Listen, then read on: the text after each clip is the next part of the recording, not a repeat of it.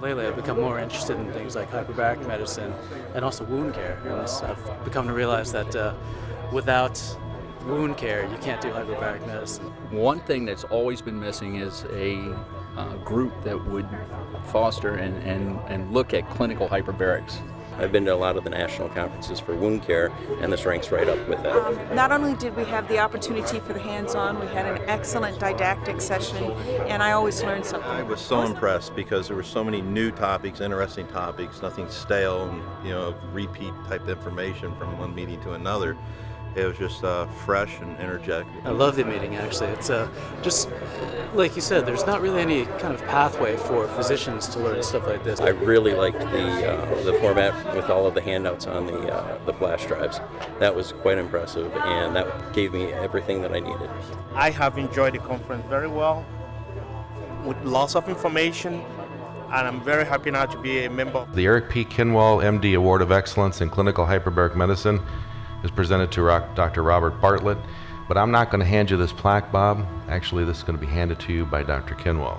It's been an interesting history because the reason for hyperbaric oxygen being present in Milwaukee stems from a man who had nothing to do with hyperbaric oxygen.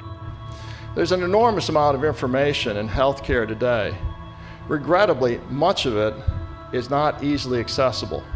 What Dr. Kinwall did was to make it accessible, and therein giving it a much bigger and broader life. I love wound care. I'm inspired, and I wish I was that age so I could start all over and spend my life in it. Many times you go to a meeting and about halfway through the second day, everybody's on a shopping spree or they forget to get out of bed, but everybody seemed to be motivated enough to come and spend some time with us, and I thought that that was exciting. It has a lot to do with the quality of the didactics and with the exhibitors that you had here. The operating room light, I mean, it's very clear.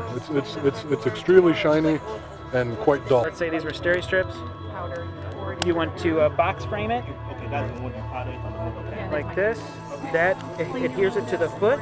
Now, what are we going to do with this next hand? They're going to get a chance to do it themselves? Yep, we're setting up the stations right now. We'll pair off on the legs that we're putting on the tables, and we can apply cap. You know, it molds on its own. If it's so loose that it's not opening up as you roll up the leg, you're not going to have contour. Exactly. And then what that'll do too is it eliminates the need for anything else. There's no more nystatin powders, no creams or ointments.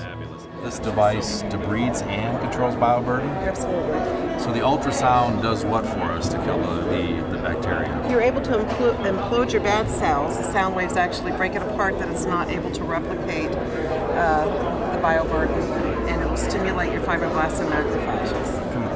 The product's called a DemoWare. DemoWare. But the generic term is longitudinal yarn compression, because you have yarn that's going up and down your leg, and then you have lycra in between. And the compression is delivered through fuzzy interface with the skin. And the clinical results have been outstanding. Here, yes. You're debriding oranges. Yes. You're like the orange debrider. I'm the orange debrider. Can you walk us through and show us how this works? So basically... So why am I here? What can I tell you? We have one thing in common that is huge, and that is passion. Passion for hyperbaric therapy.